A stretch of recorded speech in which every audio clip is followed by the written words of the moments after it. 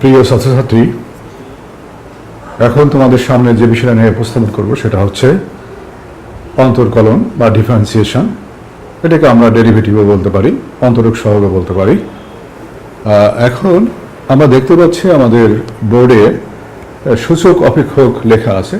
সূচক অপেক্ষককে অন্তর্কলন করলে কেমন হবে বা কীভাবে করতে হয়। আমরা দুই ধরনের সূচক অপেক্ষক পাই, একটা হচ্ছে প্রাকৃতিক সূচক অপেক্ষক আর একটা হচ্ছে স্বাভাবিক বা সাধারণ সূচক অপেক্ষক। আমাদের বেজে যদি আমরা জানি যে উপরে পাওয়ারে যদি স্বাধীন চলক থাকে তাহলে বুঝতে হবে সূচক অপেক্ষক, আর বেজে হয় সংখ্যা না ই অথবা এ ধরনের কিছু থাকবে। তো আমরা উপরেরটাকে এই ভিন্ন যে সূচক অপেক্ষকের বেজ ই সেটাকে বলে হচ্ছে সাধারণ সূচক অপেক্ষক বা স্বাভাবিক, আর যে সূচক অপেক্ষকের বেজ এ অথবা কোনো সংখ্যা থাকে সেটাকে বলে প্রাকৃতিক সূচক অপেক্ষক।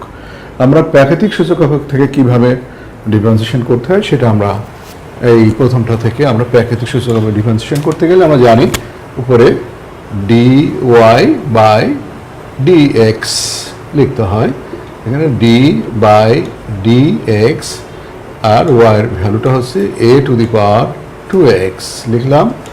লেখার পরে সমাধান হবে কি? সমাধানটা হচ্ছে আমরা জানি সূচক অপেক্ষক যা আছে তাই প্রথমে চলে আসে এ to the power 2x into, এরপরে ওই পাওয়ার ছাড়া যেটা আছে এখানে এ টু দি পাওয়ার 2x লেখার পরে এখানে ln লিখতে হবে। ln a যদি ন্যাচারাল সূচক অপেক্ষক হয় তাহলে আমরা সেখানে সামনে আসার পরে ln a লিখতে হবে, বেজ ln এর পরে বেজ লিখতে হয়। এরপরে ওই পাওয়ারটাকে আবার ডিফারেন্সিয়েট করে নিতে হবে D by D x 2x। তাহলে আমরা এখানে রেজাল্ট আমাদের আসছে a to the power 2x ln a, আর এখান থেকে ডিফারেন্সিয়েট করলে 2 আসে, 2 একবারের সামনে চলে আসবে।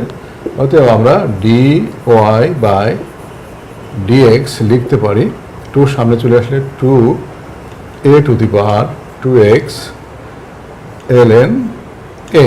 এটাই হলো আমাদের সূচক অপেক্ষকের সমাধান। আমরা দেখতে পাচ্ছি প্রিয় শিক্ষার্থী, আমরা বোর্ডে দেখতে পাচ্ছি যে যদি আমাদের প্রাকৃতিক সূচক অপেক্ষক হয় সেটা বুঝবো কেমনে?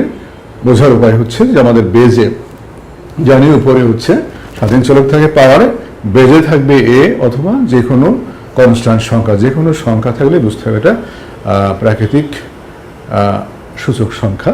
তার ডিফারেন্সিয়েট করতে গেলে অবশ্যই ln লিখতে হবে, ln এর পরে বেজ এ লিখতে হবে।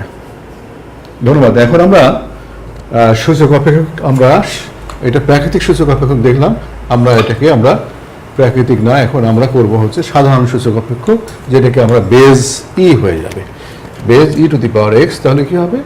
আমরা আগের মতো D Y by D X, D by D X আমরা ওয়াইয়ের ভ্যালুটা বসাই দিই ই টু দি পাওয়ার 2x। আমার রেজাল্টটা হবে, আমি জানি যে পুরোটাই বসে যাবে ই টু দি পাওয়ার 2x বসার পরে আমরা ডি, এখন কিন্তু ln লিখতে হচ্ছে না কারণ এটা সাধারণ সূচক হবে, D by D X into 2x। আমরা সমাধানে আসার চেষ্টা করবো একটু পরে।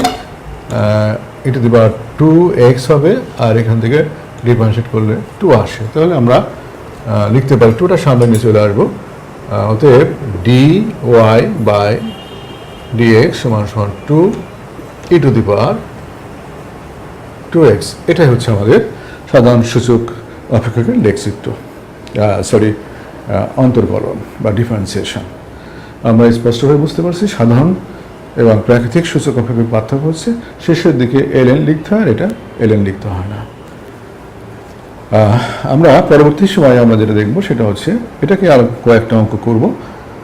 তার আগে আমরা এখন একটু দেখে নিই আমরা যে কোনটা নেওয়া যায়। ধন্যবাদ।